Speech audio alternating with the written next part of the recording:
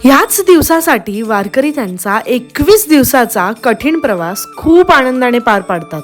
रामकृष्णारी मंडळी, माझं नाव किशोरी आणि आज आपण बघणार आहोत पंढरपुरातला आषाढी एकादशीचा दिवस. आषाढी एकादशी दिवशी सर्व वारकरी पंढरपुरात पोहोचले की संपूर्ण पंढरपूर गजबजून उठतं. वारकऱ्यांचा आजचा हा दिवस चंद्रभागेत स्नान करून खूप खेळून आनंद व्यक्त करत सुरू होतो. लगेचच देवांची आरती करून सर्वजण सज्ज होतात नगर प्रदक्षिणेसाठी. प्रदक्षिणा मार्गावर लागणाऱ्या सर्व संतांची आरती करून आपण पोहोचतो गणपती मंदिराजवळ, जिथून आपल्याला भक्तांसाठी कळसावर बसलेल्या पांडुरंगाचे दर्शन घडतात. आणि मग खूप समाधानाने विसाव्याच्या ठिकाणी हरिपाठ भजन करून आजचा हा दिवस अजून अविस्मरणीय बनवतात. सर्व वारकऱ्यांचा हा सुंदर दिवस संपला जरी असला तरी दरवर्षीप्रमाणे आम्ही मध्यरात्री विठ्ठल रुक्मिणीचं मुखदर्शनासोबत सर्व संतांच्या पादुकांच्या दर्शनाने हा दिवस पुढच्या